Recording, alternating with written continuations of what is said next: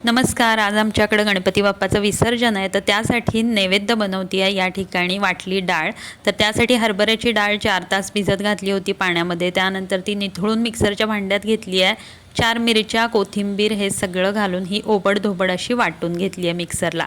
त्यानंतर कढईमध्ये 2 चमचे तेल घातलं आहे. तेल गरम झाल्यावर जिरे, मोहरी, हिंग हे सगळं घातलं आहे, सोबतच कढीपत्ता.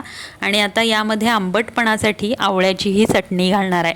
चटणी म्हणजे काय, तर मोठा आवळा जो आहे तो बिया काढून मिक्सरला वाटून घेतला आहे, न पाणी घालता, थोडंसं मीठ घालून. आणि आता आंबटपणासाठी ही मी आवळ्याची चटणी वापरली आहे. तुम्ही लिंबाचा 1-2 चमचे रस वापरला तरीही चालेल. त्यानंतर यामध्ये हळद घालणार आहे आणि वाटलेली जी डाळ आहे ती यामध्ये घालून घ्यायची आहे. त्यानंतर यामध्ये ओलं खोबरं, चवीनुसार मीठ आणि साखर देखील घालायची आहे. तर ही जी वाटली डाळ आहे ती आमच्या इकडं गणपती विसर्जनच्या वेळी आवर्जून बनवली जाते. सोबतच दहीभात देखील असतो, शिरा असतो किंवा मग काहीतरी गोड पदार्थ.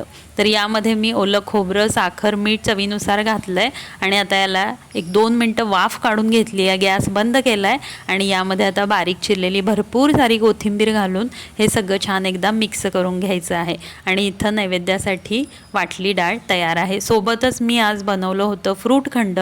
तर बाप्पाजवळ जी फळं ठेवली असतात त्यामधलं एक सफरचंद आणि एक डाळिंब घेतलं आहे सोलून, आणि आता इथं आम्रखंड घेतलेला आहे. तर ते आता पातेल्यात काढून घेते, त्यामध्ये थोडंसं दूध घालते आणि आता हे सगळं मिक्स केल्यानंतर यामध्ये बारीक चिरलेलं सफरचंदाच्या फोडी आणि डाळिंबाचे दाणे घालते. तर सफरचंद जे आहे ते साल काढून घेतलेलं आहे आणि या ठिकाणी झटपट असं फ्रूटखंड जे आहे ते तयार होतं. तर आज विसर्जनाचा दिवस आहे, तर नैवेद्यासाठी हे 2 पदार्थ मी बनवलेले आहेत. धन्यवाद.